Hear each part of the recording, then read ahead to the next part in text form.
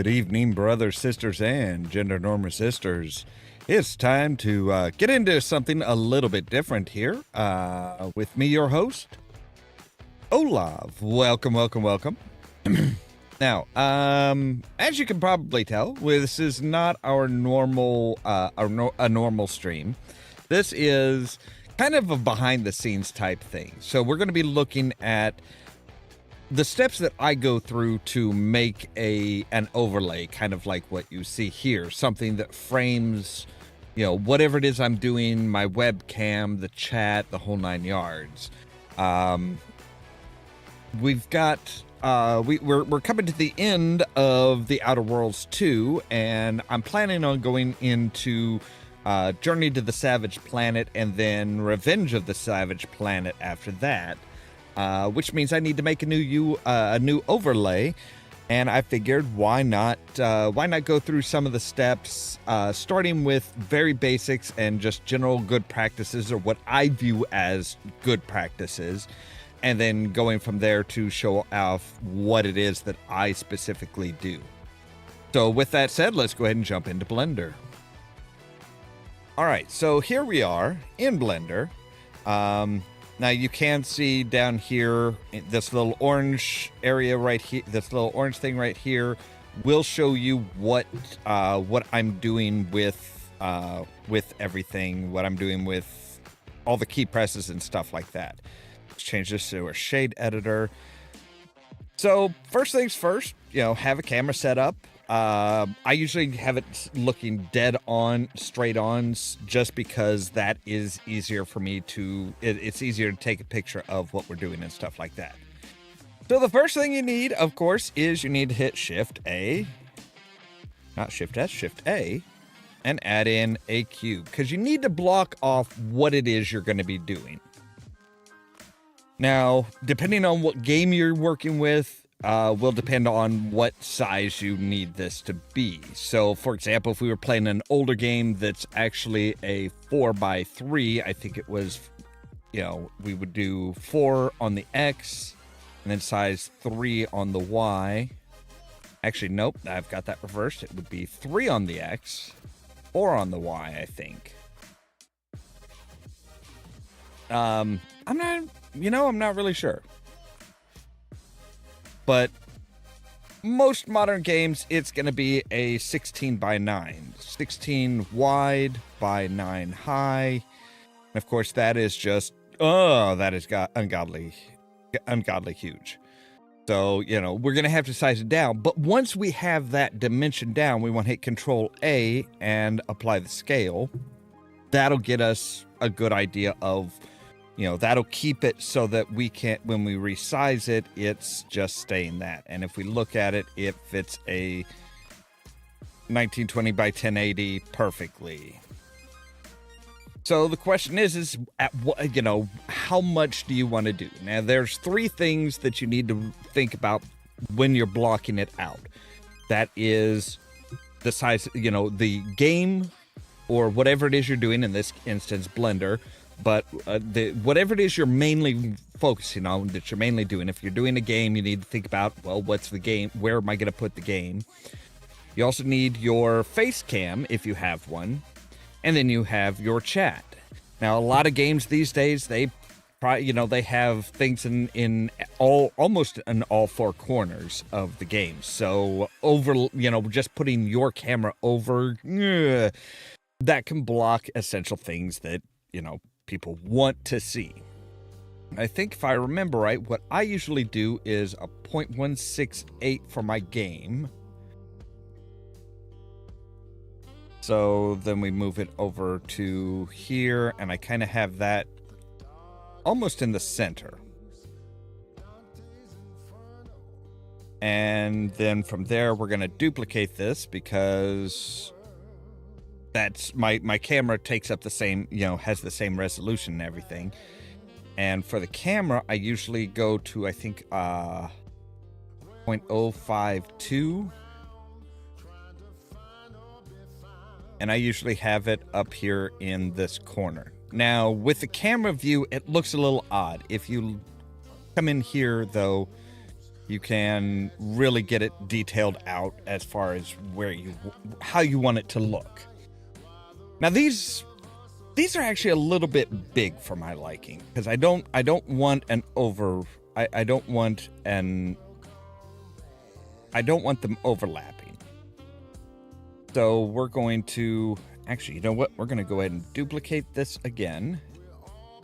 And we're going to bring it back to 0.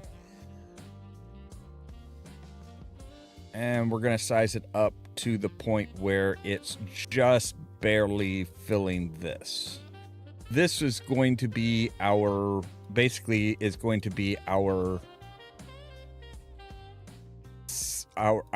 border. So we want it just filling up the camera. And then we can grab this on the Y and move it back. Now we're going to go into the textured, and we're going to say create a new, and we're going to change this just to red. So now we know where the borders of everything are going to be. So like with our webcam here, we're going to want it about there. And this is still looking a bit big. So we're going to take it down to maybe a 0.160. That also depends on how much stuff you want around it. Like you can make you can make that just take up a huge amount, but you can have less room for your chat. And you're still going to have to, at least for me, I always want to fill in around those little areas. So I think for Journey to the Savage Planet, a lot of this stuff is really, really bulky. So let's go ahead and we're going to Shift A and add in an image, mesh plane. And I'm going to go ahead and go into that folder and into the overlays. And we're going to just kind of pull these off. We're going to grab Shift Y so that we're not changing it in the Y axis. But we do want it like out of the camera view. So this is a picture that I took of just one of the computers in the game. Now I am going to spread this out, and I'm going to make this really rough so that it's not reflecting anything. And we're also going to come down to the specular, and we're going to say specular of 0. So now it's just a flat picture, but it gives us really good contrast. So like it's really the old school type of monitors with disk drives, old chunky mice, very basic keyboards, but a lot of hard edges and stuff like that. Like on the monitor, the screen is a little rounded. Not really impressed by the models that they have for this, but that's neither here nor there. So I'm going to go ahead and do this again, and I am going to bring in all the pictures that I had.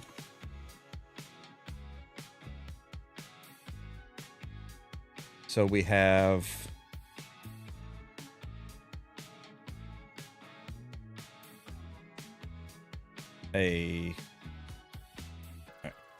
let's bring you down, bring you over.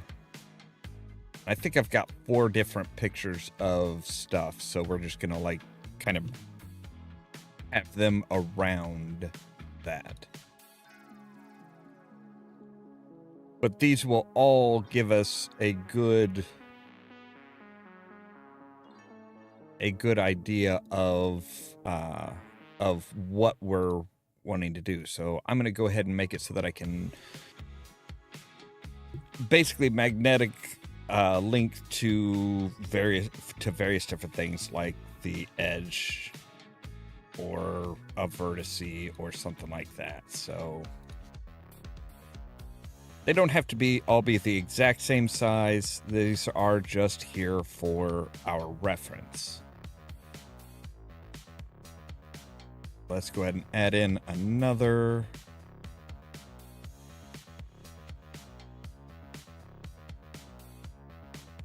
Bring it down to here, and we'll scale it up.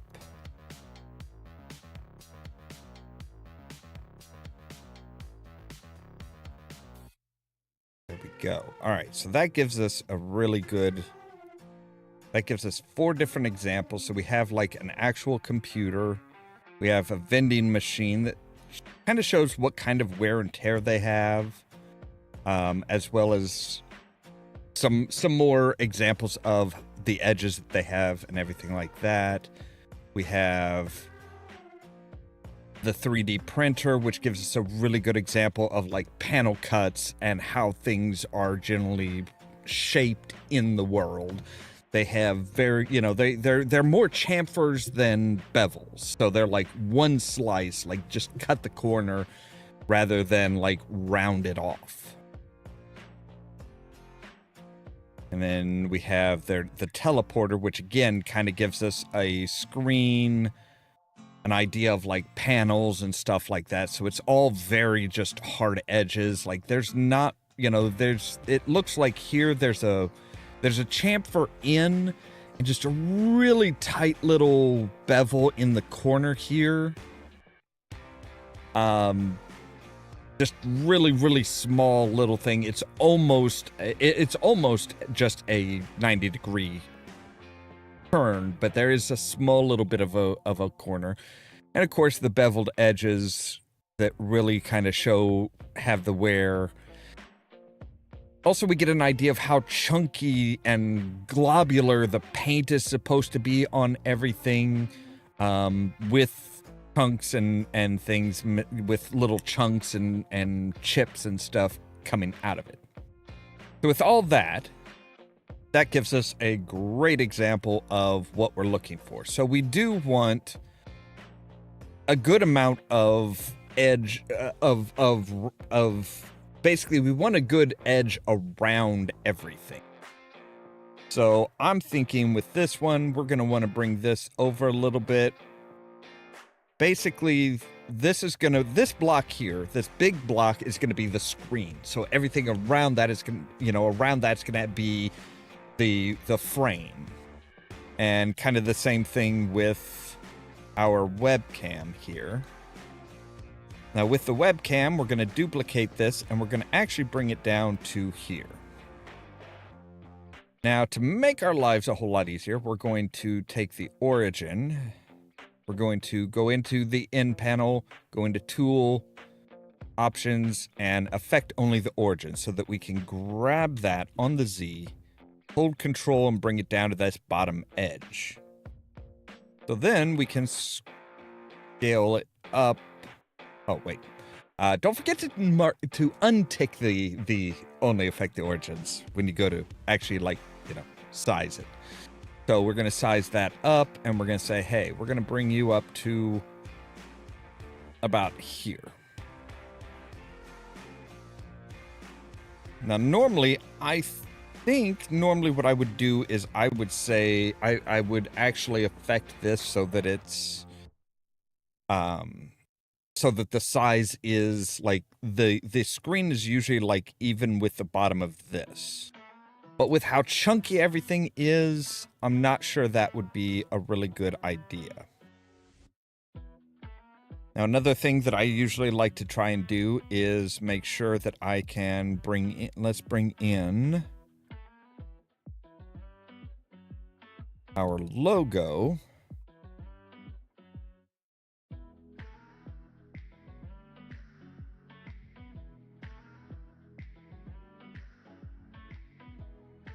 And we want to scale that down. So yeah.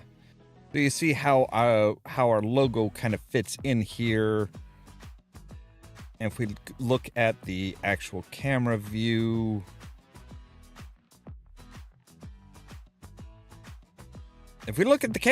everything is all out of whack, which is not great. But we can change that instead of going perspective, we want to go orthographic. So now everything is going to look head on, even though it's not.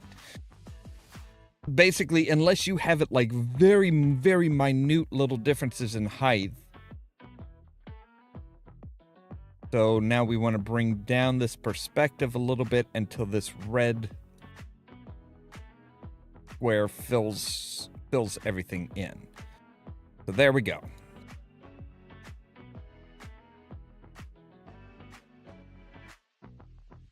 So we're going to kind of size this up, and that looks good. So we're good as far as that goes. And the one other thing that I usually try and block off and block out is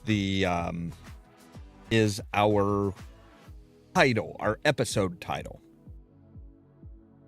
So for that, we're actually just going to go ahead and duplicate this, move it up on the Z.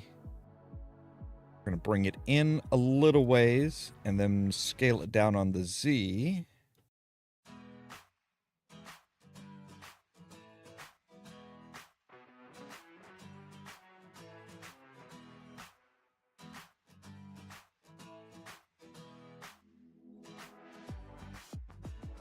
And that looks good. So now there's a couple different ways you can do this. If you're wanting to be do it real easy and just be like, hey, we're just gonna like throw something in the background and just be like, yeah, it's fine. This is just gonna be in the, the background is just gonna be the thing. It's gonna be the big thing. You can actually come in if you select these boxes and come into the square, the object properties, this little orange box, and scroll down to hide it out. That will actually make it so that all of those, when it's rendered, are going to be transparent. So now whatever you put behind it, that's going to be it. That's all that the people are going to see is whatever's behind it. So like you can have your game footage behind this box, your chat behind this box, your webcam behind this, and even if it's a little bit big, so you want to zoom in on, like you want to cut out a little bit of the extra around your camera, you can. It's all hidden behind that.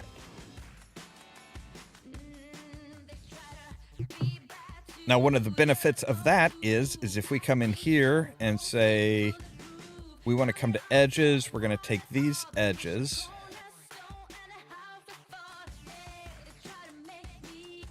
and what we're going to need to do is we actually need to come back into object, hit Control A to apply the scale, because now we're going to say we are going to hit Control B in edge to bevel those edges, and we can put just chamfers or we can put rounded edges. So for example, this is about, well, we'll do 12 segments and a 0.175. So now you have a really nice rounded edge to it. And if you want it really smooth, you can come into Object, Shade Auto Smooth. Now it's really smooth. You're not going to see those little segments and stuff. But if we go into our camera view and look at it, now we have a rounded edges. That's going to soften those edges. You don't have these sharp corners all the time. It takes a little bit away from what's being shown, but only in the extreme corners, which isn't a big deal. It's fine. It'll be fine. Now, of course, you can say, if we want to, we can come in here, and to do it non-destructively, you want to come in the edge menu, or in the edge selection. You come up, click the edge, and you click Edge Bevel Weight, and you just keep going, moving your mouse to the right until those are blue. And that's going to allow us to affect that with a modifier instead. So let's go ahead and say, we're going to go ahead and Shade Auto Smooth. We're going to add a modifier. We're going to generate a bevel. Now, originally it starts off with angle, which is going to affect all the parts of it. So it's like every part of this square is now... Actually, let's go ahead and move this out. So every part of this square is now trying to be beveled. So if we up this to, say, 12, now we have like a rounded cube, like a very softly rounded cube. We don't want that. We just want it on the edges that we marked. So limit method, we want to say by weight. So now it's just those corners. The front and back are going to be perfectly solid. But this also allows us to say, hey, instead of a 0.1, let's say 0.05. So we want that to be really tight corners, kind of like the screen. So now we have really tight corners. We could even go like ridiculously small.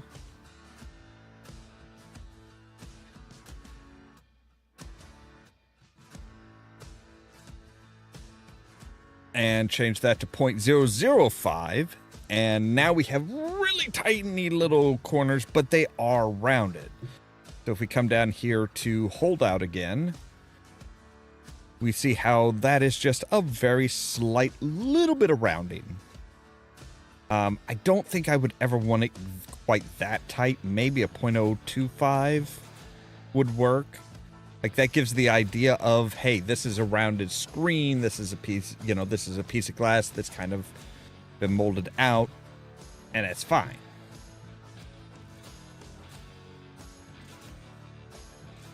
So now we want to fill in the red area. We don't want just like black. That's one of the things that always irritated me when I started trying to make sure that the screen was fully visible was, what do you do? What do you put in there? Because I don't want it just to be black. That's boring. It looks like I'm just like floating in nothing, gaming in nowhere land.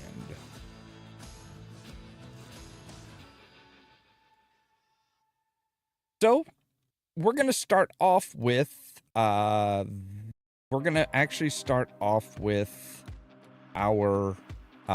computer screen here. So if we really look at the computer screen, you can see it's kind of got this really square thing. It almost looks like it's supposed to be beveled in. Like it's supposed to be chamfered in towards the screen. I don't really like how that particular model looks, so we're going to actually come down to our transporter and kind of look at this a little bit. But not just the screen, we're going to look at the casing. So this casing looks like it, the main casing for just the screen and everything looks like it is just straight in. Which isn't bad. It's not bad, but I'd prefer to have it a little bit niftier, a little bit neater. So we're going to take away the bevel for this for right now. We're going to hit Shift D, and we're just going to hit Escape to keep it in the same spot. Now for this one, we're going to remove the holdout. And we're going to hit Shift S to scale. We're going to hit Shift Y so that we're doing it everywhere but the Y. So we're not moving it in and out from the camera. We're just going on the X and on the Z. So we've got that. That's not bad, but I think we're going to want a little bit extra on there, which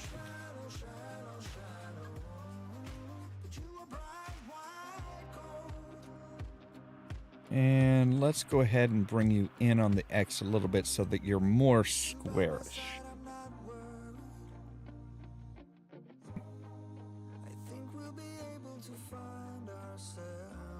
Now we're going to say just scale up. So we're going to take it like right up to right about here.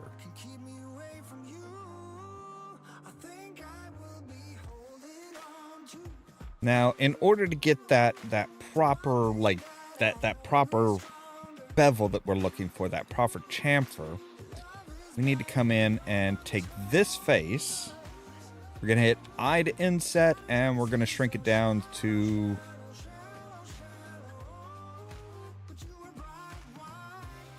right about there. And then we're going to say scale on the X so that it's in there. And we're going to go ahead and take care,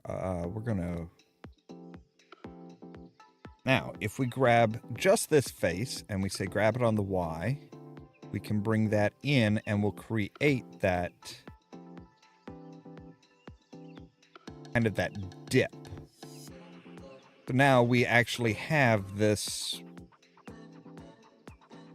really nice, like kind of like almost kind of like a divot in, like a chamfer in. I like the look of that because it kind of does bring back the memory of these really old style monitors that are like, yeah. I mean, technically it should be quite a bit chunkier than this. And maybe we will go ahead and grab this one, and we're going to go ahead and just take it out to just about the edge here. There. And we'll go ahead and take this one.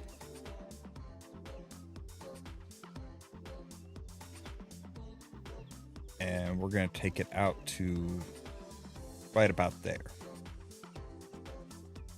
So if we look at it from dead on, we really kind of have this idea of, you know, everything there.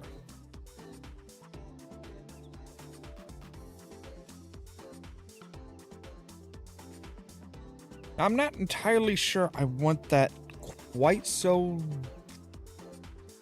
obvious, quite so deep. Take a look at the object here and see. Okay. Now, if we take this object and we say apply the scale, and we're going to go ahead and say generate a bevel.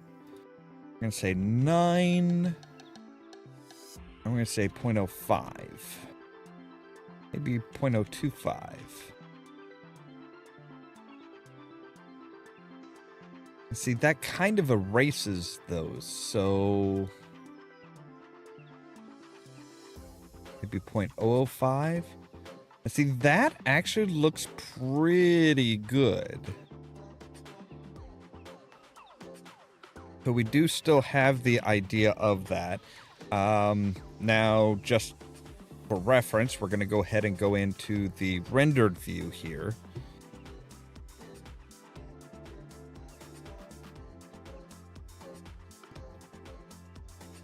So you see, we do still have that really nicely done.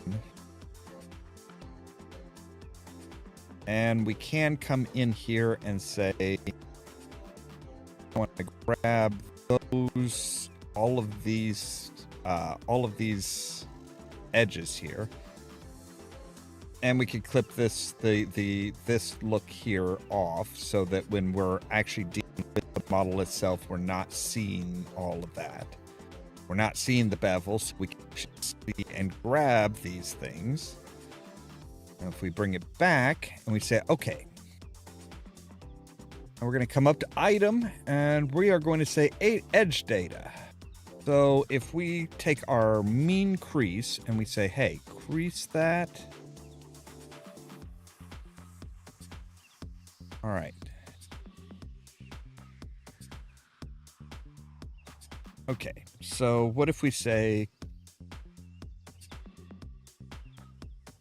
all right, not Control I to invert, and we're going to say mean bevel weight, we want that up to 100%. And we're going to say you deal with that on the,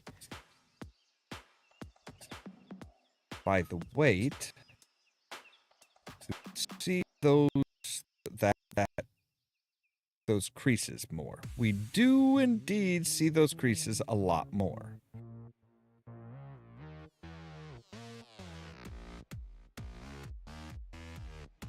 All right, so let's go back to here.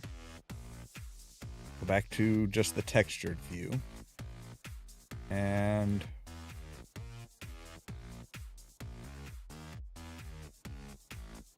okay, it is apparently YouTube is not liking that. I'm not sure why.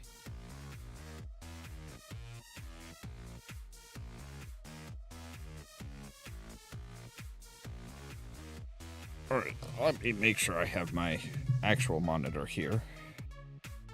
Yeah, it just came up with a saying, hey, we're not getting enough data, which is weird. Okay. Now, if we take our edges and we say, grab this edge, and I want to say, grab you. All right. Hang on a moment here.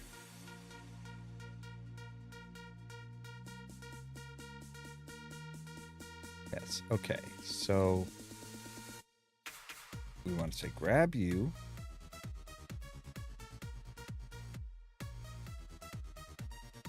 All right. For some reason, it like changed what I had grabbed. So now if we say grab you on the Z, and we are just going to like make sure that that is just absolutely, these are just like dead on with that.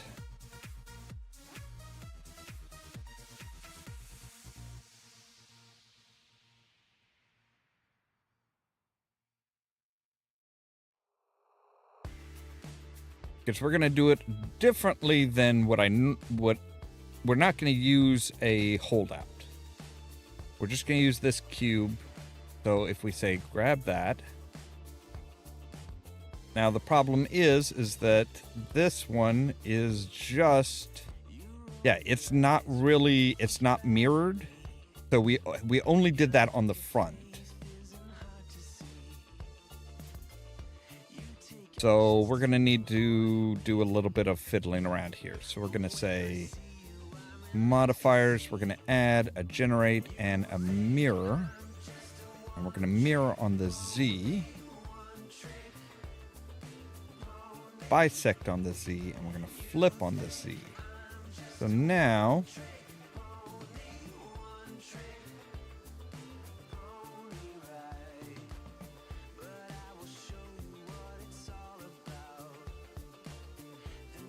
let's hide this one for right now. So we just want to really focus on this.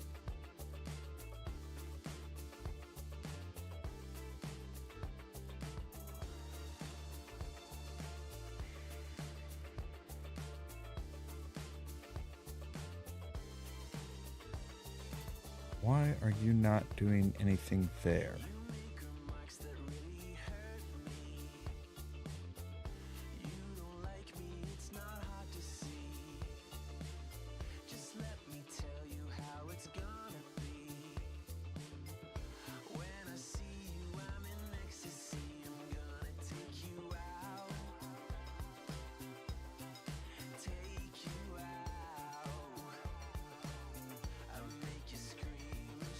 It should be doing that on everything now, right?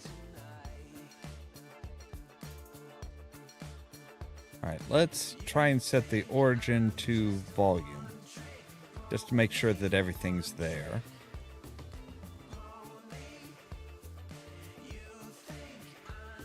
And we're actually going to add in an empty real quick. And we're going to say that over the empty. Okay. Oh, right. Okay. So instead of the Z, let's try the Y. There we go. All right. So I was going in. I for some reason I was thinking, hey, the Z axis is what we want to flip around, but that's not what we want to do. We want to flip it on the Y. So now we have that done. We can actually come in here and we can say apply that.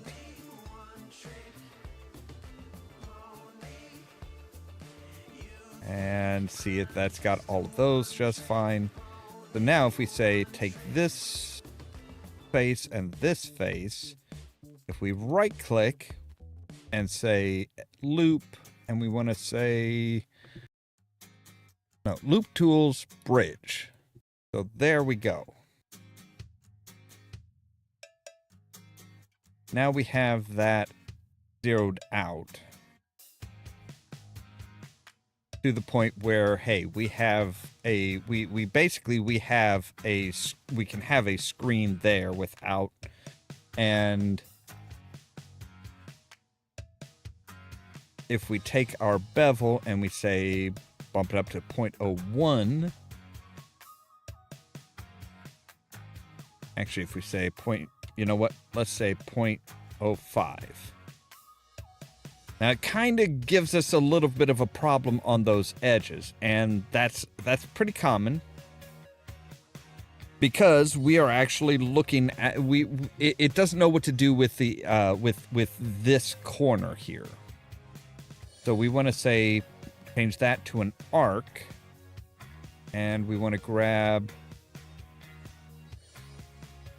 these corners here, these edges in the corners, and we want to make sure that our bevel weight is up. So now if we take a look at this, we can see, hey, there is a nice, there's a nice thing there. But we want to say, take these edges, because these edges we actually want to be fairly sharp.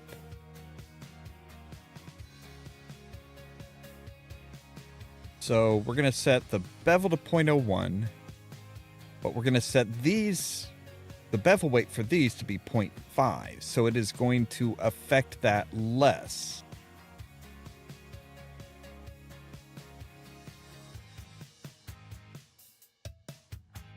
And I think, what happens if, here's a question. What happens if we come in here and we say U and we say mark sharp? That really change much of anything? I don't think so. But now see, we have this, a nice rounded edge on the interior, but we don't have like super rounded corners around, you know, around the screen. But as we come out, the corners are a lot more rounded there.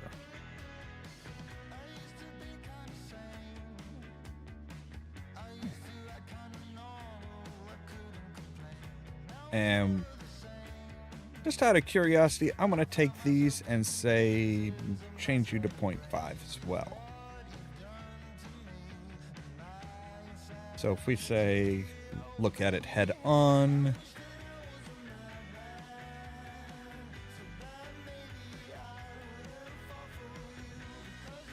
See, that's a little, it's struggling a bit. So what if we ramp this up to say 0.75? I like the way that looks. I like the way that those outer edges look. They do have a little bit of a bevel. We might actually want to take this down to 0.008. If we take it down to 0.005 with all of that. I like the way that looks. Okay. I like the way that looks. That looks good. And we can actually take this as is, and if we bring in our cube 02 so that we have a distinct, we can see where everything is, we can actually say duplicate you. And we're going to say you take these two, and we're going to snap selection to active.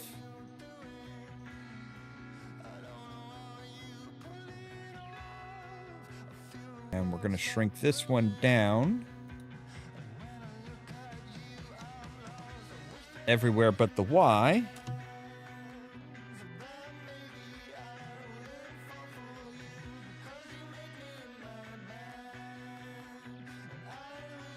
And And that looks good. We're going to hit Control A and scale so that the bevels work properly again. And now we've got a screen for this one as well. If we grab these two and we say, hey, you know what? We want you like in to there.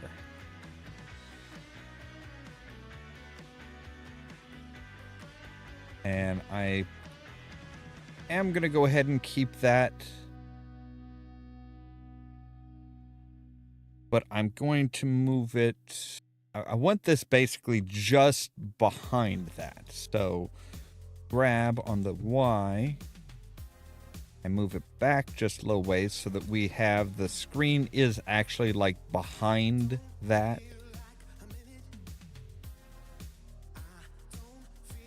So our frame is really kind of dictating the corners.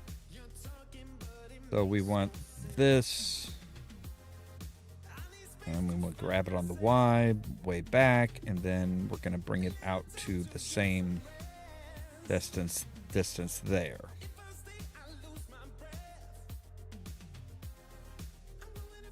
And we're going to need to scale it up a little bit.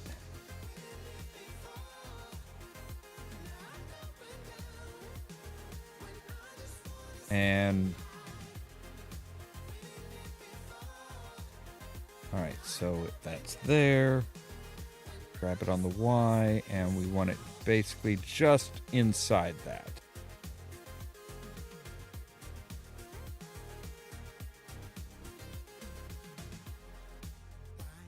Which means this may need to come forward a bit so that it's in front of. See, that's the biggest thing is if something's in front of your holdout, it will still show. If something's behind the holdout just hides everything that's behind it. So no matter how big the holdout is, that frame is what's really locking in the edges. But then we can use this red piece as basically like the back wall almost. Now this one looks a little too small to me. So we're going to take these outer edges, or these outer faces rather. And we're going to go to the front view, and we're going to say scale everywhere but the Y. We're going to slowly scale them out. Basically creating a larger thing there. And if we just scale on the Z, we can actually make this more of a square.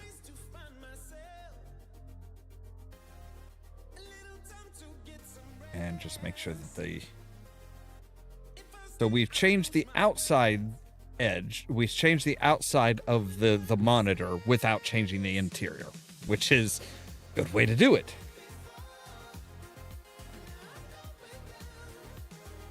So we've got our two big things done.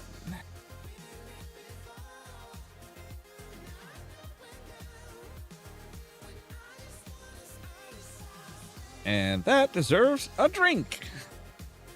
All right. Now, of course, there is the question of how do we want to do what do we want to do as far as the color? Because again, if we look at our reference photos, everything kind of has this almost globular, like it is a very imperfect paint job. The materials that are on it were painted and the paint job was sloppy. There are all kinds of bubbles and stuff in that. So what we're going to want to do is we're going to want to deal with our materials. So we're going to make a new material. We're going to make this one computer case. And go ahead and really zoom in here so that we can kind of like get this like almost like a pale yellowish, orangish. Maybe a little bit more towards the yellow. Yeah, that looks good. I like the look of that. That just really screams old-time computer. Like, this is like 90s era computer color. But we need the roughness. Now, the roughness of the paint is actually going to be done through the normal map. So we're going to hit Shift A over here, and we're going to bring in search for a noise texture, and we're going to bring that in.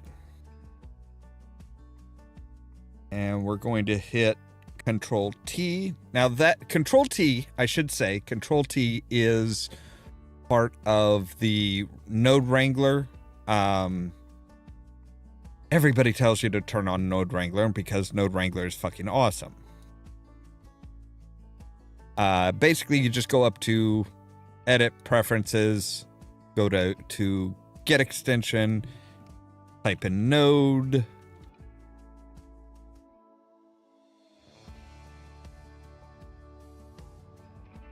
Or no, I guess it's actually in add-ons, is it? You may need to go to Extensions, Node Wrangler, or just go to Add-ons, Node Wrangler, make sure it's checked, save it, boom, you're good. That'll add in things like Control T will automatically add a texture map. If you want to bring in pictures or something like that are your diffuse, roughness, etc., you can just hit, I think it's Control Shift T, and select each of those, and it'll bring them in already tied up to your nodes, which is really awesome. So here we want to now add in a color ramp. We want to take the factor down to the factor. We want to give ourselves a little bit extra space here because we need to hit Shift A, search, bump. And now the color from your color ramp comes down into your height, and the normal goes to normal. Now what this is going to do is it's going to say, it's going to change it's going to take this noise data. So if we, one of the other nice things, if we hit Control and click on, is it Control and click? Control Shift and click. Control Shift and click will make that color ramp our output. So now we're looking at just this. So we want to bring these in a ways. We want to scale it up so that it's really done, so it's really kind of crunchy. And we did change the vector to our object, which is good. So yeah. So now you see how that's really starting to kind of, you have this really weird like pattern, this roughness pattern here. Well, if we hit Control Shift and click on our principled BDSDF, now we have that kind of like really rough paint. And if we bring in one of these handles, that's going to affect how much it stands out. So like we're crunching in the whites now. So now we have more of a chipped paint look. Rather than, if we bring up the black, we have like more like something's mud has been added onto it. And we can increase the roughness to make it look a bit more textured, or make it look more general and blobby by decreasing the roughness. If we bring up the detail, we get more spots. We get a bit more, almost kind of like the old type of the old textured walls that you used to get. So I thinking for me, I would say maybe leave that at about 0.4. And we'll go ahead and bring that up. Bring the roughness up to maybe a 0.98. Just so that it's not completely completely hard and rough. But now we have a really good texture on that. Now these are little things that may or may not be seen. Let's be honest, this may or may not be seen. Now if we really freak out everything and we go to the rendered view, it's not actually adding any detail to the model itself, but it's affecting how the light looks. So with the light and everything, it's really looking kind of just, yeah, it's really looking like it's kind of rough around the edges and stuff. Again, it's one of those things where it might not be too noticeable, but we can always bump the strength up to like from a 1 to a 3. So now it's really noticeable. Oh my god, that is too noticeable, honestly. It's too noticeable, it's too really detailed. So maybe if we take the detail down to a 3 and take this to 0.85. So now we still have that kind of textured look to it. Again, it's one of those things where it's like this may be something that, you know, people may not even see. I always tend to put a bit more into it than people will ever actually see. If we say take that to 0.8 and take that to 4.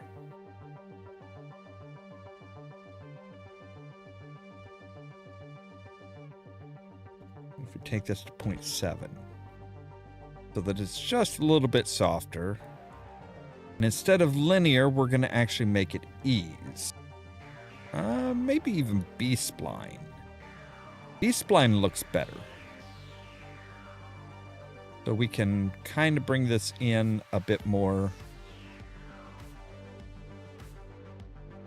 Still really looks kind of like, you know, it looks a bit too detailed. So maybe 3.5.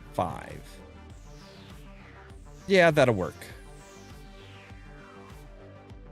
So now we want to come over to this one, and we want to come down to the materials, this little pink globe here. And we're going to say computer case. Boom. So now that's using the same drivers and stuff like that. Now we may want to add in some extra lights to make everything balance a bit better. But let's go ahead and take it back to just our normal look.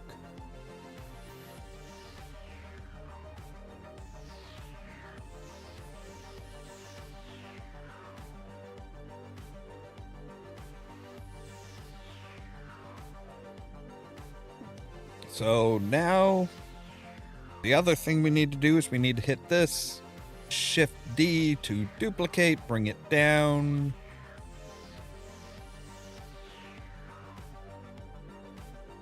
And we want it kind of just right about there. That'll work.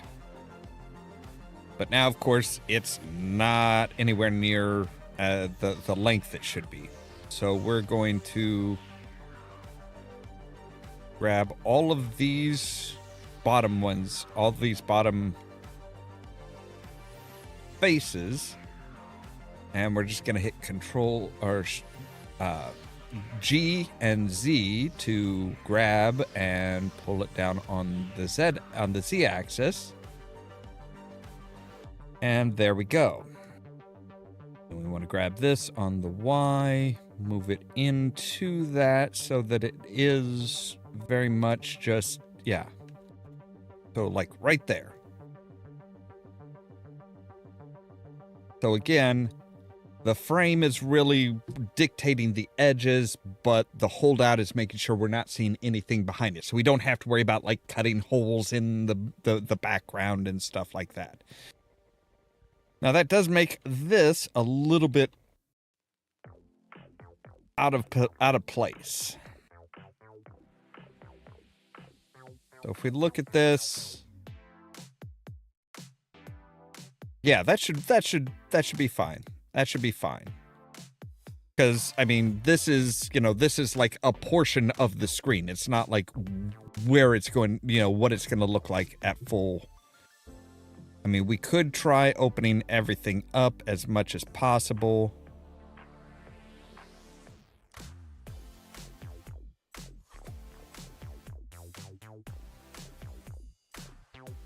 And, that's about what it's going to look like. It's still not, it's still going to look much bigger when you're actually live streaming and stuff like that.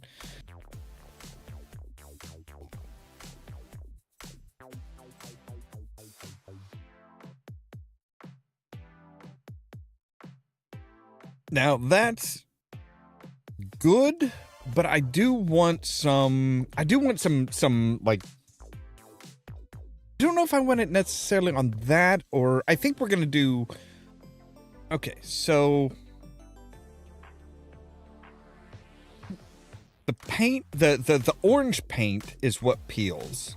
The kind of like teal and stuff, or the grimy yellowish brownish stuff, that is molded plastic.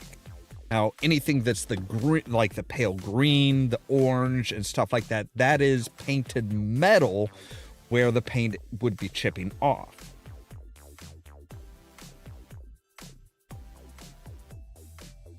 So, what we're going to do is we are going to, I think we're going to make our background. We're going to grab the color picker. We're going to say this color.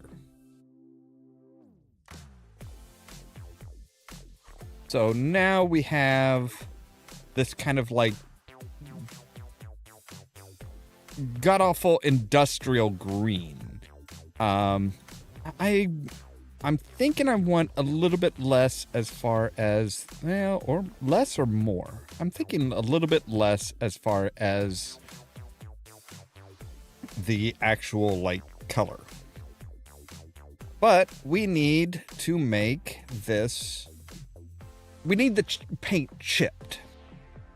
So again, we're going to add in Shift A, add a noise texture.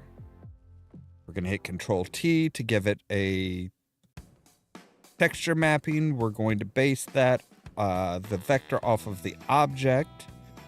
Shift A, color ramp there, and we're going to say the white. You're going to color pick that, and now we're going to drop that into here. Now for this, we do want the detail up a ways. We want the roughness up a ways, and we want to bring these really in close together.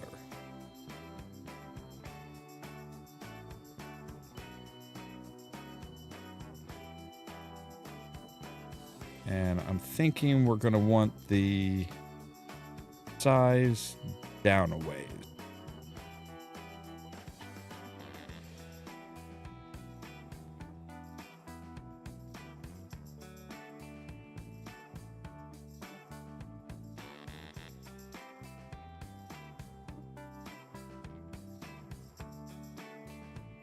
Now you see how that's starting to look more like paint chips.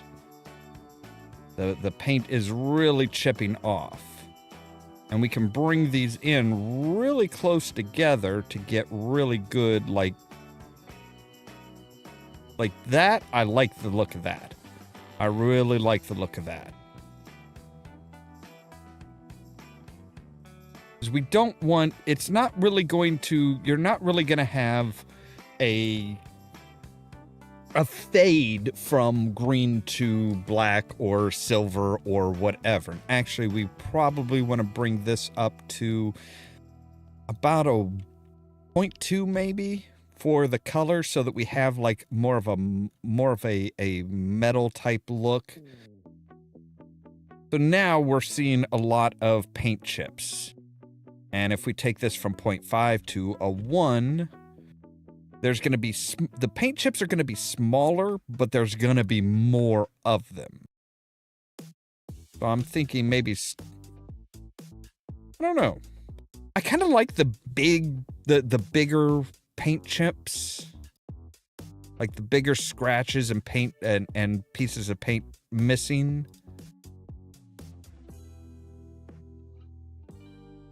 I think 0.5 is about is a really good balance. But it kind of just looks like it kind of looks like it's just there. So what we're going to do is we're going to take this color ramp and we're going to hit Control Shift and D to duplicate it. And what that does is that keeps everything before that node attached. So now we need this one to be a saturation of 0, and we need this to be black. The other one we need to be pure white, because this is we're going to plug into the metallic. So now we have the paint is non-metallic, and the black is actually fully metallic. Basically, think of it as black is 0 and white is 1, and it's a gradient of where where in this, so the white, the full 1 is going to be 100% metal. The 0 is going to be 0% metal. Now we want to Control Shift D this one, and we're going to take this into the roughness. So now the metal is 100% rough and the plastic and the paint is 0. So we want this actually down to about a point, we're going to go 0.25. Now, of course, a dead-on look doesn't show much, but now you can really see that, hey, the paint is very reflective, which is not what we want. Normally, it starts off at a 0.5. So now, if we really get that light, one of those light rays in there, you can see how the metal is really, really showing through. Actually might want to go with a 0.75 because it's a matte paint. It's a matte. If we do like it's a matte paint, it reflects the light, but it's not really glossy. And with this one, I think we want to take that to a 0.75 as well, just so that it's not as glossy.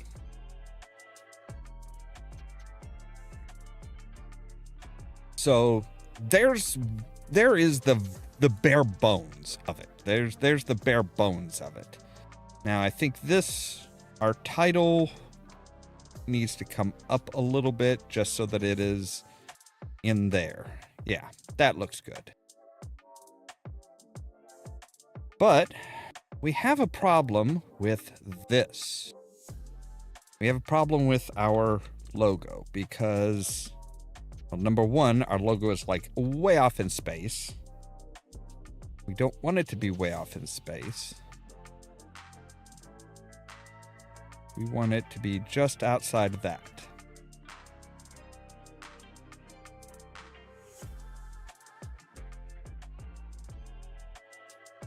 Now, one of the other things that we want to do also with this is we want to hit this with a Control Shift D. We want another one of these color ramps. Because right now there's no edge to it. There is no edge to it, which is not good. So we're going to want to hit Shift A to add a bump map. We're going to say the color into the height. Now bump maps are a little bit different.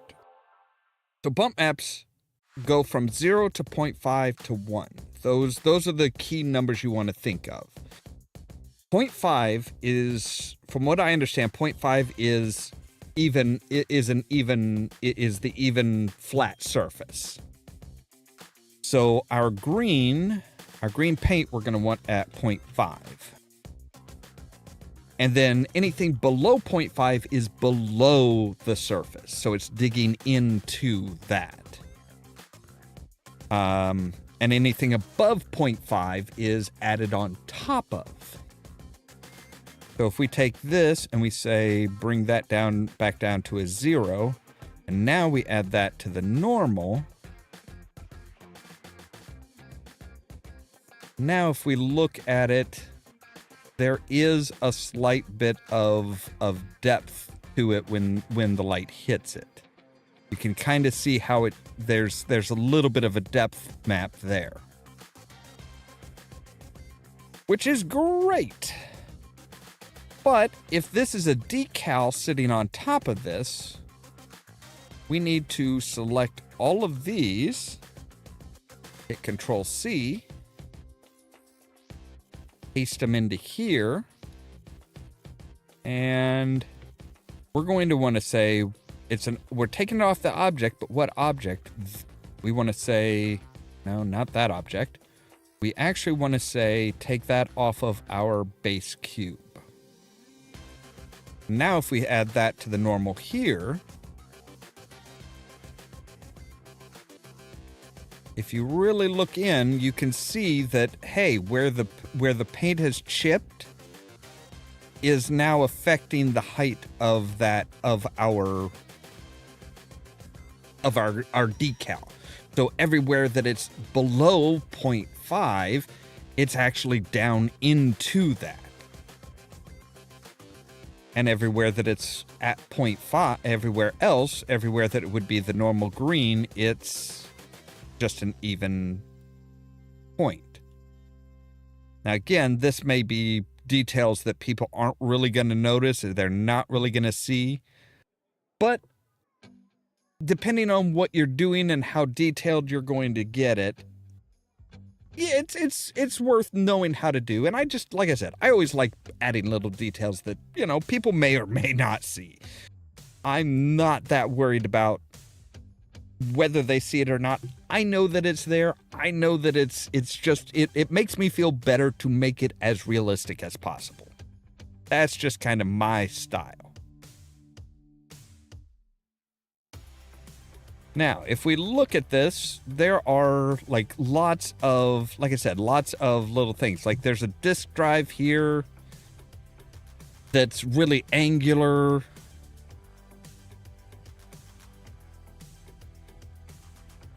It's really nice, really angular. Has a little I'm not even sure what that is. I think that's supposed to be you turn that little knob and those will part, maybe slide it and those will part in order to be able to eject the disc.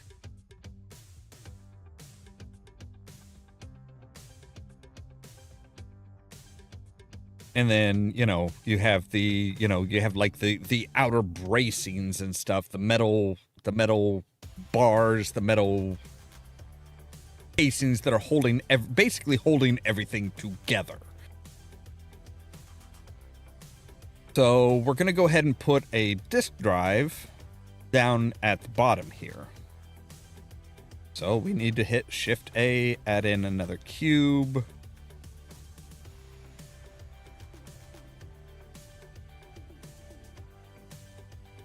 Let's go ahead and Shift Y just to make sure we're not affecting it on the Y yet.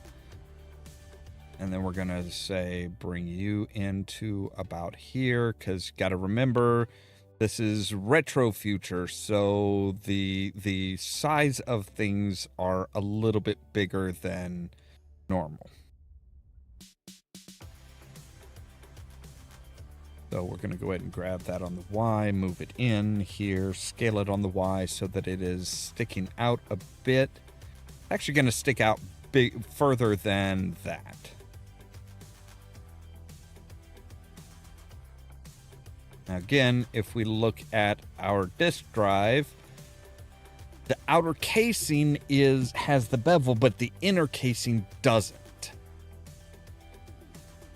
So it has a bevel there, but I don't know if that's supposed to be. I think it's supposed to be that's like attached to like a filler piece. So like maybe in our instance, the filler piece, this is like fitted into the main bit of painted metal. So we're gonna go ahead and say Control A, apply the scale, and we're gonna go into the edges. We're gonna take that edge. We're gonna hit Control B to bevel it. But we want this to be just a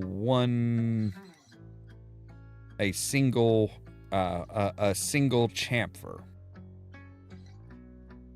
And we can increase that if we move this over or grab this on the Z on the X axis. We can adjust how severe it is. And I kind of want it about like maybe we had it right right there's fine.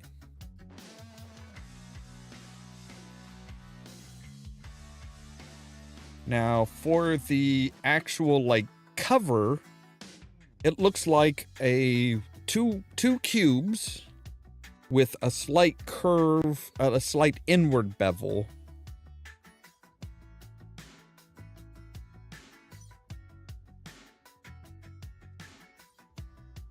So what we need is, all right, so what we're going to need is actually, you know what? This one needs to come up a bit because we need a room for the actual disc. All right. Now we're going to say, nope, we want to go back to object. We're going to add in another cube. We're going to scale everywhere but the Y. Everywhere but the Y, yes. And we're going to bring this down to here. Scale it on the Z so that it's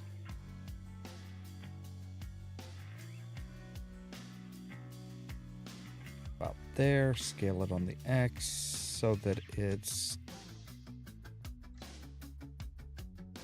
We're going to put it right about there. Don't need it extended quite out that far, but we do want it fairly far. So if we take this cutter, this is going to be, you know what? Let's skinny it up so that's a little bit bigger than what the disc would be. Or what we're saying the disc would be. So we select that, and we hit shift and click on what we want to cut out.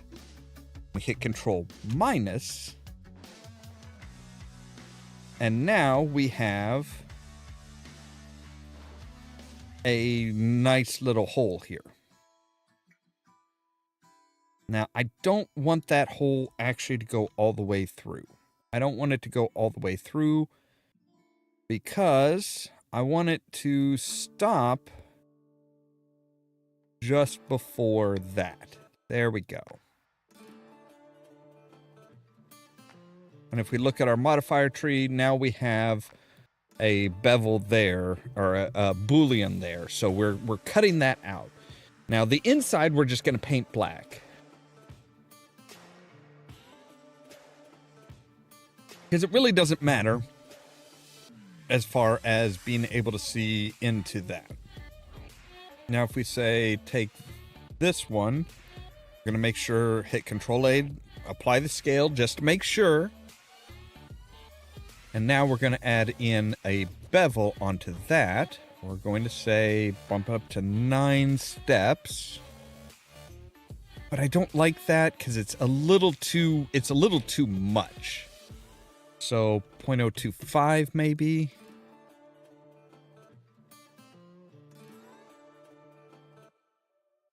Maybe a 0.005. Yeah, 0.005 looks good. That's kind of got us a little bit of a rounded edge. Maybe 0.0025. gives us an even better edge. Now, one of the things we do need to take a look at here is where the Boolean happened. There is a bit of a problem. So if we click off of this, actually, let's just come in here and we're going to hide that. See, it's not a rounded edge there. So again, we need to come into geometry and we need to say the miter outer, change that to arc. Now it's a nice rounded edge. And I like how that looks. So we're going to say, come down into materials. We're going to say there's already a material there that I want to use. Now we need to actually apply the Boolean. And I want to take all of those, yes. And I want to say plus. We're going to say a new one. We're going to assign. And we're going to make this black. We're going to make this exceedingly rough. And see, it's kind of messing up a little bit because of the bevel. So let's go ahead and apply the bevel as well. Now if we say take these edges.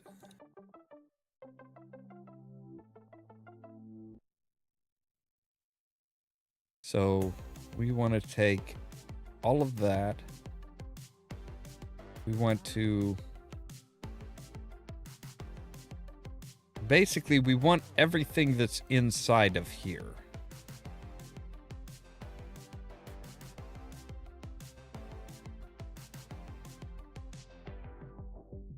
And we're going to say make that black. We're going to say assign.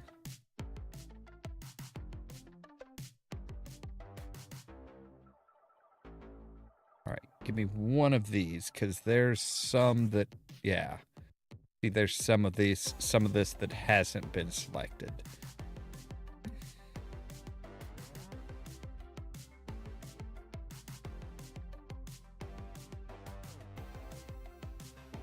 And if we increase the roughness so that it's not going to be glossy, come over here. Say faces.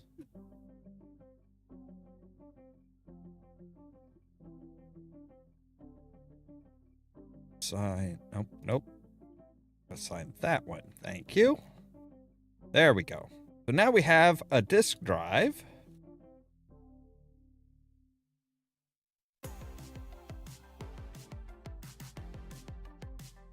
And you know what? I think we are going to... Yeah, I think we are going to add another cube to this. And we're just going to go ahead and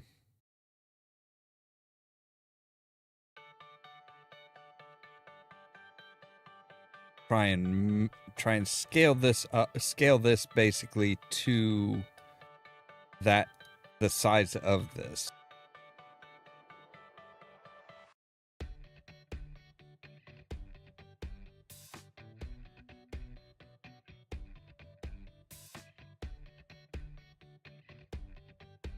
I'm going to say there.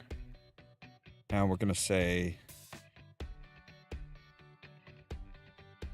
scale you. Oh, that's right. Okay, fine.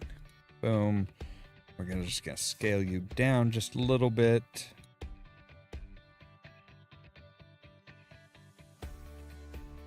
And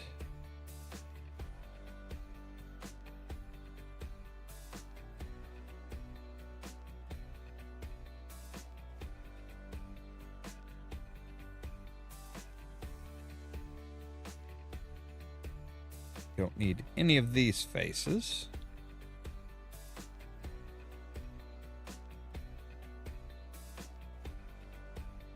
So if we hide this, really it's just this little box here. That's really all we need. Not just for the sake of my sanity, we're going to make it a complete box. Let's see. Now that one is going to be...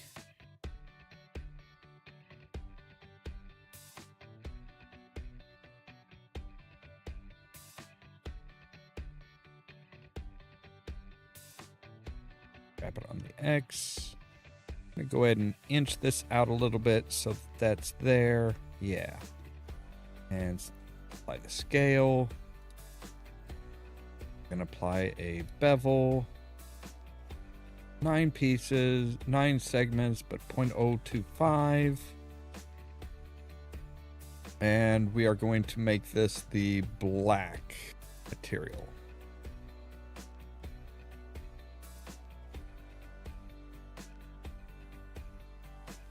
So you see, now that's just kind of...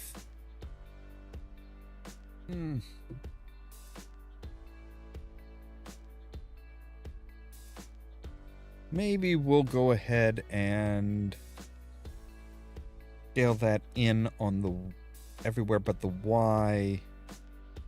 Everywhere but the Y, thank you. There we go. So that it definitely has, you definitely get the idea that there is a reader there as well. It's not just like, oh, hey, there's just this, like, this little thing. It's like, no, it does still have to be a square. It does still have to be kind of a square in order to fit everything.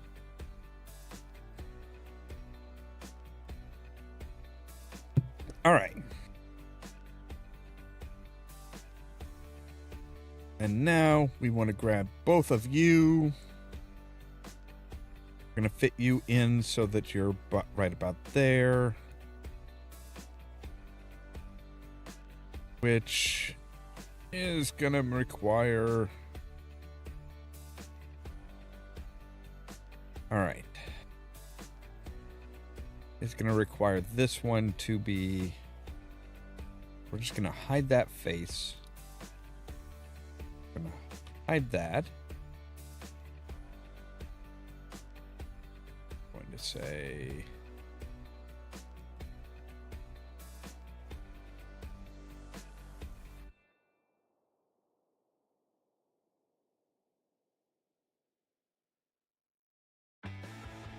try and make sure to get everything all in one go here.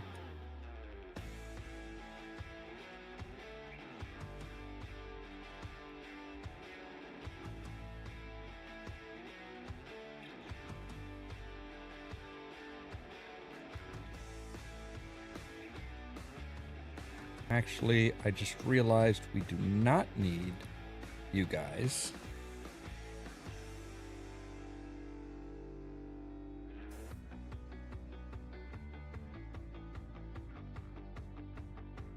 There we go. Now we still have that blank spot where the disc would go. You see how crazy it can make you? Like, oh yeah, this type of stuff will just drive you insane when you're doing it.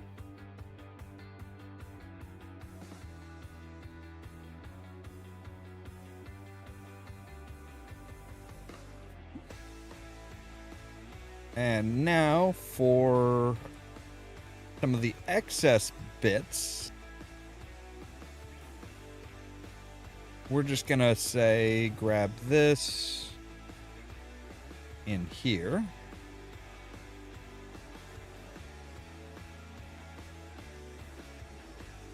Okay, scale on the Y, grab on the Y. We want you down. No, we want you to, oh wait, that's right. Okay, so back behind, and then it'll pull it out to that spot. Now what we're going to do here is we are going to say, grab this face. No, the bottom face. There we go. Bottom face. Yes. And we are going to grab you so that you are just outside of the camera. Because this is going to be our, basically kind of like our brace, our solidifying holding thing. So we come out, we hit Control A to apply the scale so that a bevel will work. And we're going to say bevel U. We're just going to add a chamfer here.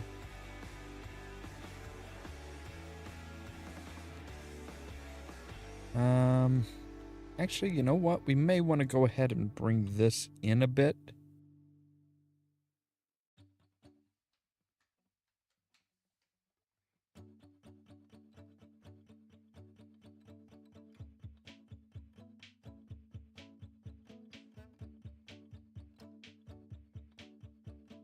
And we're going to go ahead and bring in a bevel 9, but 0.0025.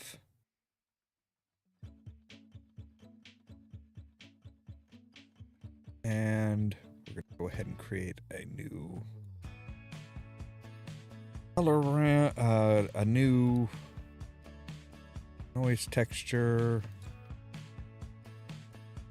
Add in a color ramp.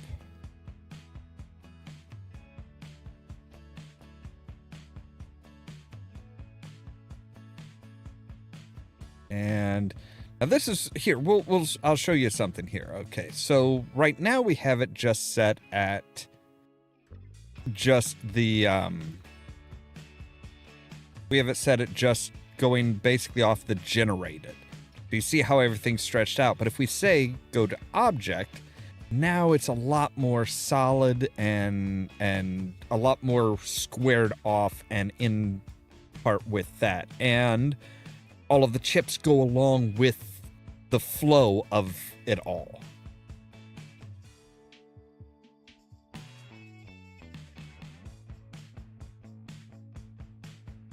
So let's go ahead and bring this really in right there. We're going to increase the roughness. We're going to increase the detail. Maybe we'll take the roughness down a little bit. But we're just going to crank those details up so that you really have like this chipped, like this chipped looking piece. There we go. So black we're going to want at 0.25. And the white we actually want at a fairly vivid orange.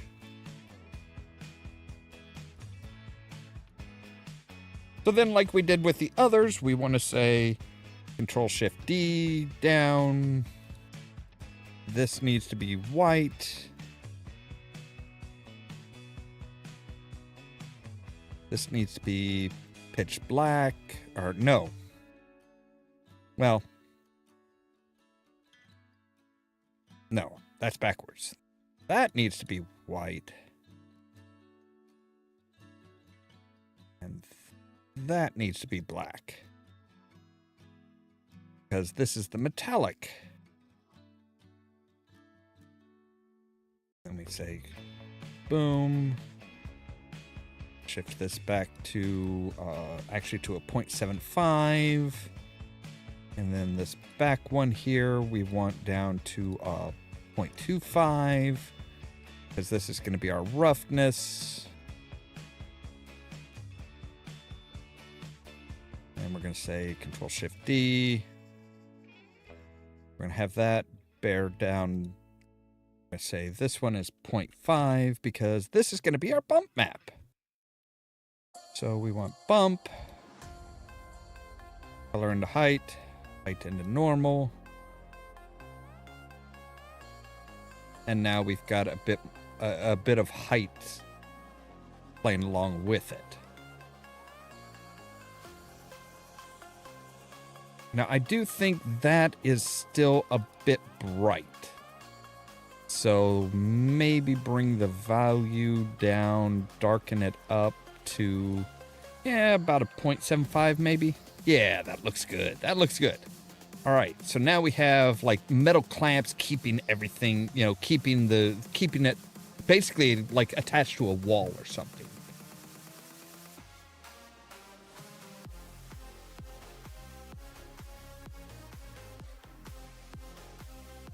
And we can actually take this, duplicate it on the X.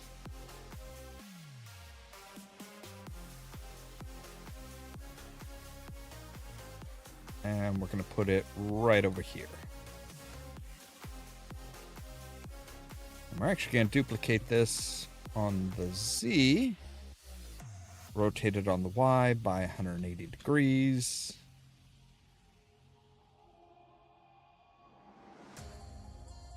Basically, we're going to fill in these spots here with our clamps. But we're going to take this face and we're going to drag it down to right there. Let's say duplicate you on the X, and we're going to bring you over here. So now we have, you know what? Actually, we're going to take this one. We're going to make this a big ass clamp. So we're going to take that face, and we're going to grab you, and we're going to bring you over to, actually, we're going to bring you over to, grab on the X, over to here.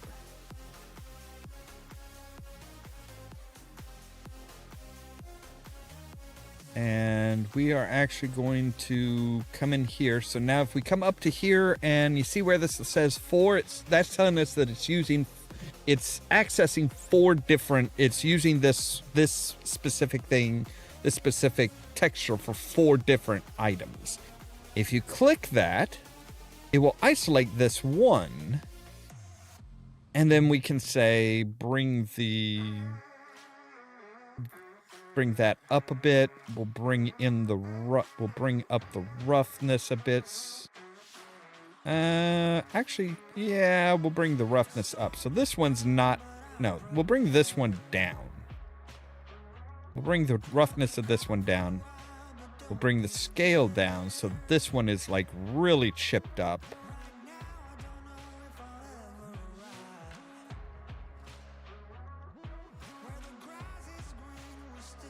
So now it's not like, it's not redoing every pattern. And we'll take this one up to like a 7 maybe. And then we'll come over here. We're going to grab this one. We're going to isolate it from the rest. And we're going to bring this one up to maybe a 10. So now the pattern, the pattern is different for each of them. And basically from here, what I would normally do is I'm going to put on stickers. So let me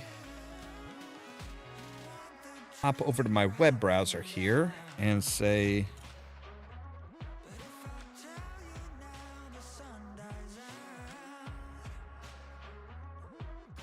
I want to grab the Kindred logo.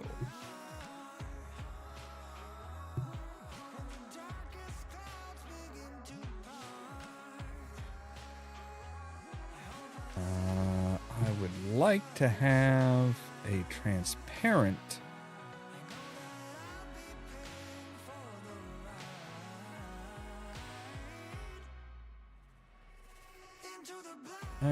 not really gonna have, okay. Let me go ahead and just grab those real quick, and we're gonna show off some the capabilities of some stuff.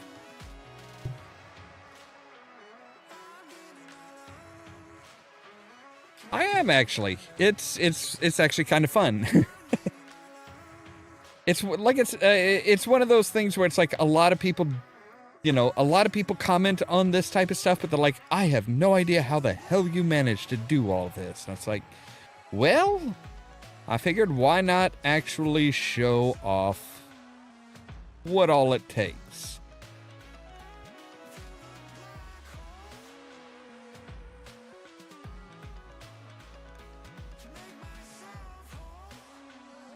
So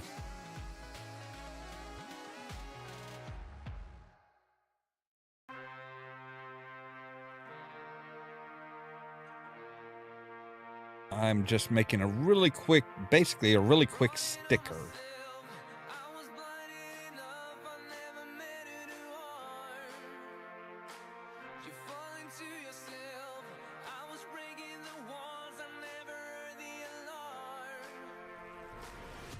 And let me make sure I save it in the right place.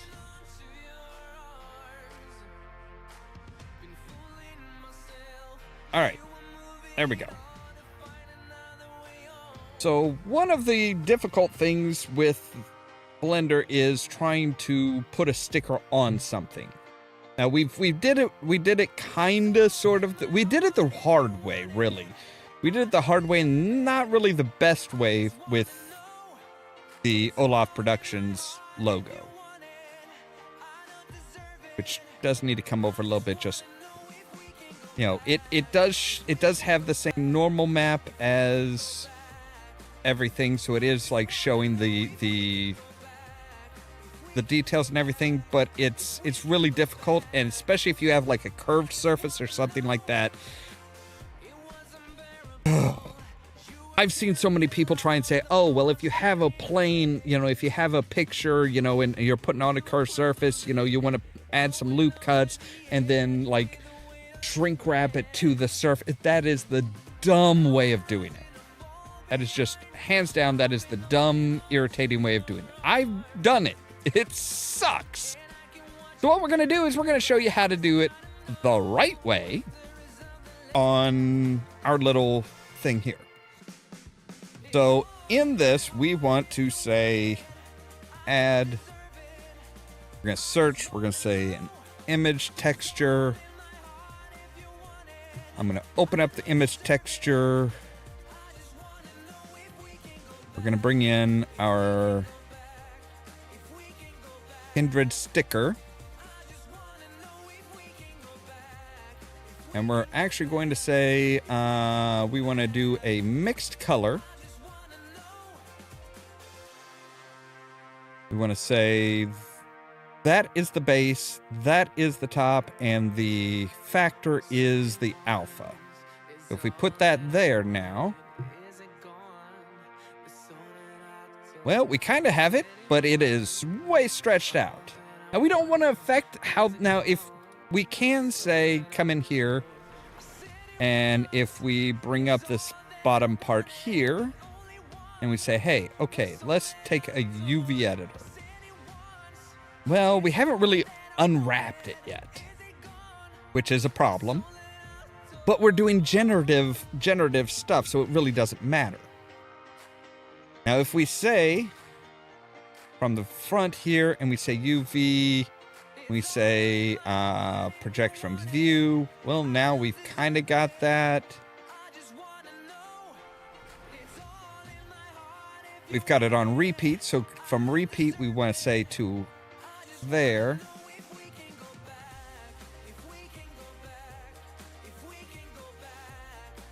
Is that the wrong way around? It might be.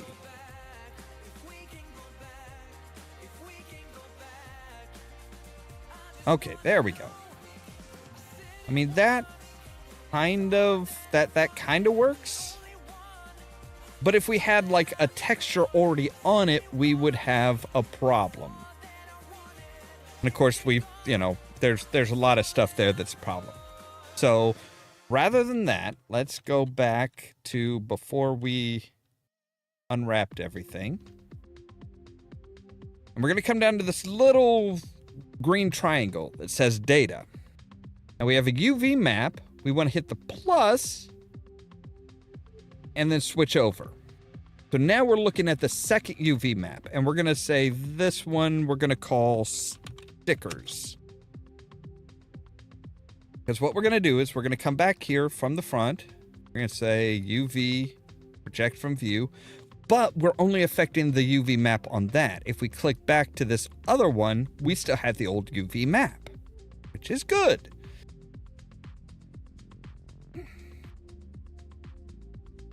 We want to come down into this section down here. We want to hit A to select all, and we want to scale it so that we have the kindred sticker. And we want it really kind of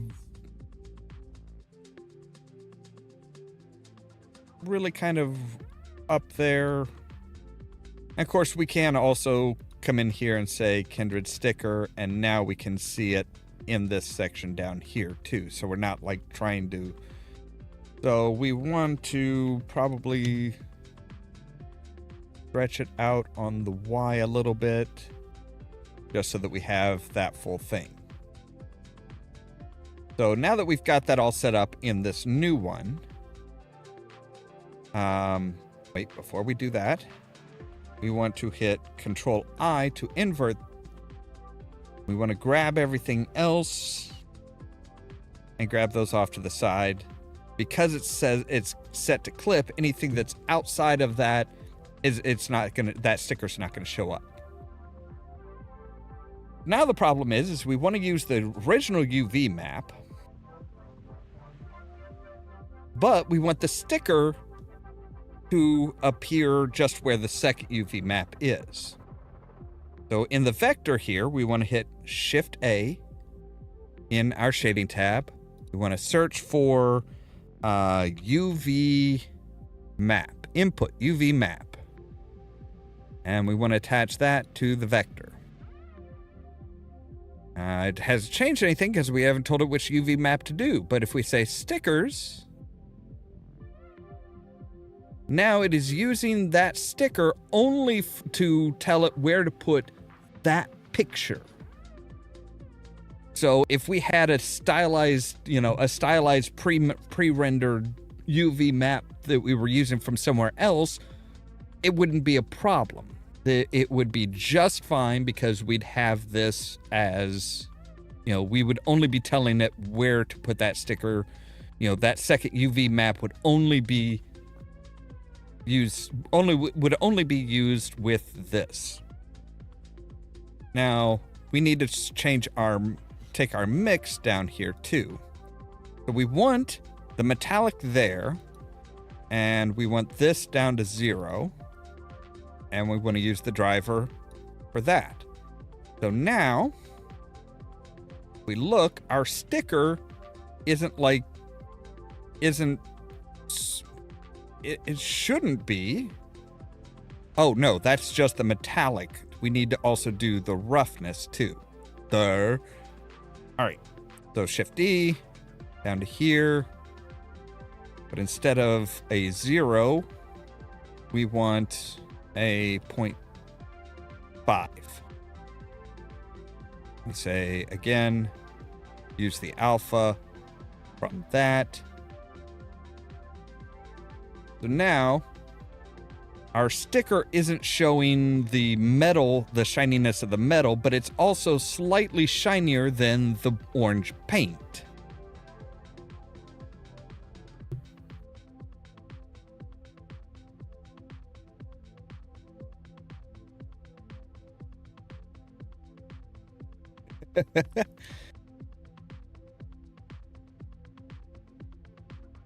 Oh, getting ahead of yourself is fun. Now, the interesting part with this is that the sticker still does use the normal map. So where the paint has chipped away does still show up on the sticker as well.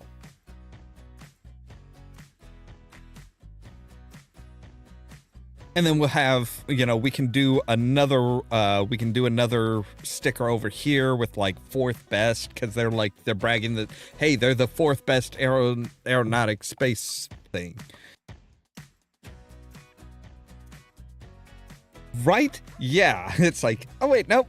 Yeah, it's like, yeah, I have no idea what it's like to get ahead of yourself.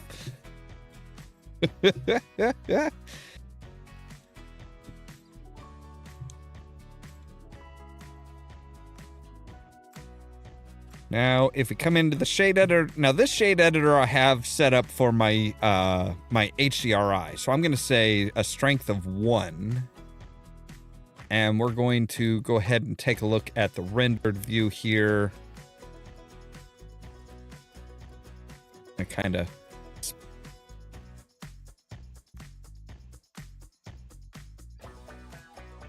So even though we have the, you know, we have that head-on view. Okay, this one needs to be brought back a ways because it does not need to be sticking out. It doesn't need to be in front of everything and casting awkward shadows. Just needs to be there just enough to show up. So even though we have a dead-on view, we still have the shadows and stuff showing as far as, you know, around everything. It's not a perfect, you know, it's not a perfect a perfectly flat image. Now we can do some fun stuff that may cause all of this to go a little haywire. So what we're going to do is we're going to take this one down here and we're going to say we want to change the we want to change something a little bit. I am going to pull in an asset that I created a long ass time ago called Find Edges. And we're going to pull in a color ramp. Nope. What? No. Oh, no. Add. Shift A. Add. Color ramp. We're going to put this into the color ramp. And we're going to say, add in a mixed color. We're going to take this orange, but we're going to make it a bit brighter. We're going to say bump that up to a 0.9. And we're going to use this as the driving factor for it. Now, it's not going to show anything right now because it doesn't show up in the texture. It shows up in the render. But what it should be doing is making those edges just a little bit lighter. So if we say pump this up, so now you see you're really getting that nice kind of all those anywhere that there is an edge is going to have this is going to be a bit brighter. And we could even take the saturation down to say 0.5. So now you see you have that kind of that fading of the paint on the edges. I don't like 0.5. That's a bit too much of a change. 0.75 I think will look good. Yeah.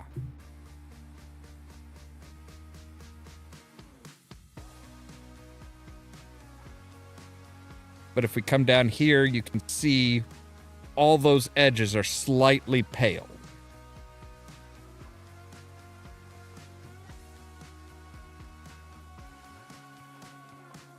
I like that because it kind of adds this idea of, hey, there is some wear.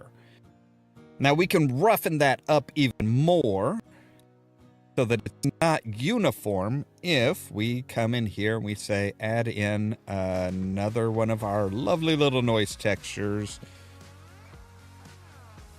We're going to go ahead and take the mapping from there.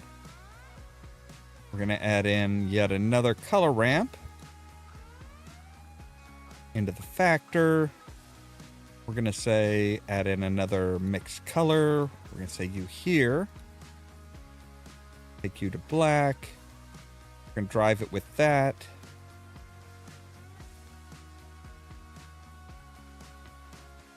So if you look, it doesn't you don't really see much right now, but if we crank up the detail, crank up the roughness, now it's marginally messing it up. If we hit to add, They bring in those darks. You know, maybe what if we say multiply?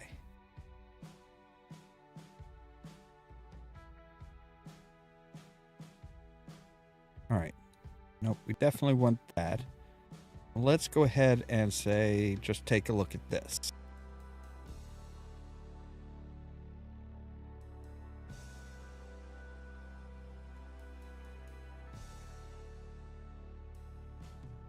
All right.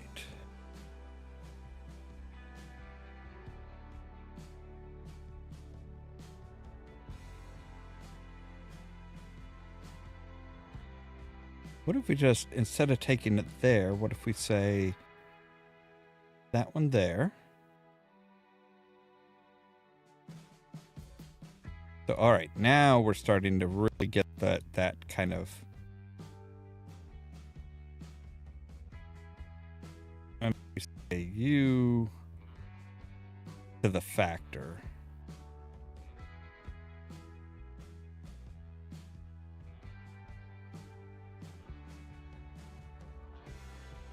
Okay. So I think we want to say that as the factor. But if we take... No, not U. U, yes. We take U down to there. We take this up to white. So now we're really getting that kind of messed up stuff there. All right. There we go. That's better.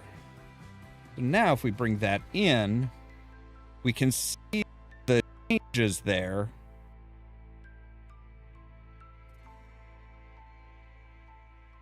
We can really see, you know, we really have that kind of like, yeah, the paint is fading, but it's not fading universally. It's not fading evenly. It is broken up and kind of disjointed. Now, if we ramp up the scale, that'll add up a little bit. That'll add more spots to it. Now, if we take this and we say bring it down to a 0.5, yeah, that I think should look good. So if we take it to our camera view and we look at that, you can really see the faded paint, but it's real splotchy. I don't think I want as much as all that. I think it should be a bit more general. Oop, wrong one. So if we take the detail way down, we kind of have more generality.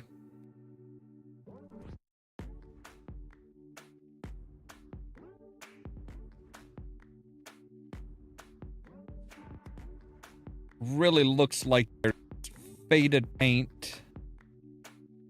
Take the details down even further.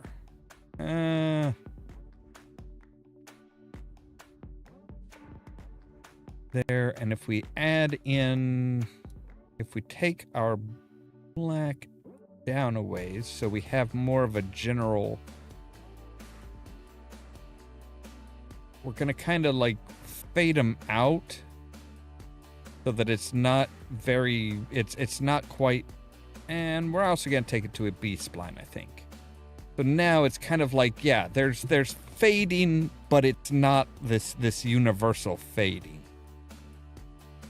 There is definitely some gradual fading. It's not a bunch of hard lines or anything like that.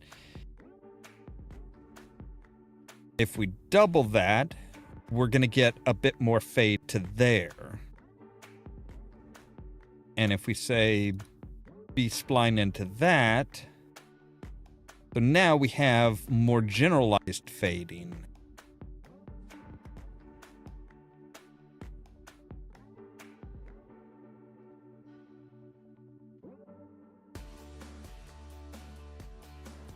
Now we have a little bit of fading across there, but the fading really hits on those edges.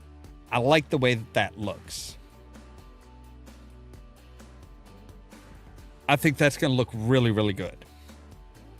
Now, I will probably start doing this on a more regular basis over on Discord. When I'm working on something, I'm probably going to live stream on Discord, and then make more bite-sized chunks.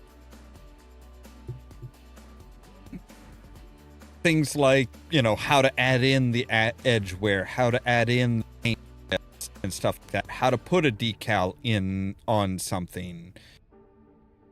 But yeah, I think that'll work. I think that'll work really, really well. Now,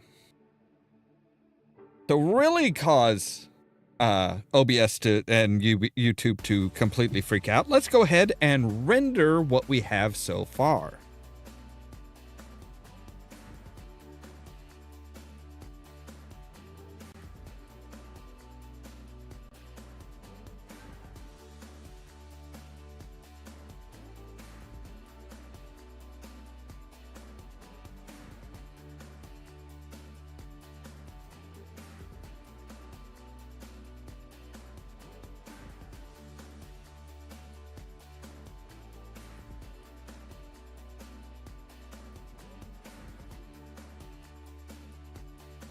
All right, and there we go. That's done rendering. So yeah, like I said, you know, as far as, I mean, that's about what it's going to look like when it's fully done. When it's like when everything's done. I'm not sure if we can.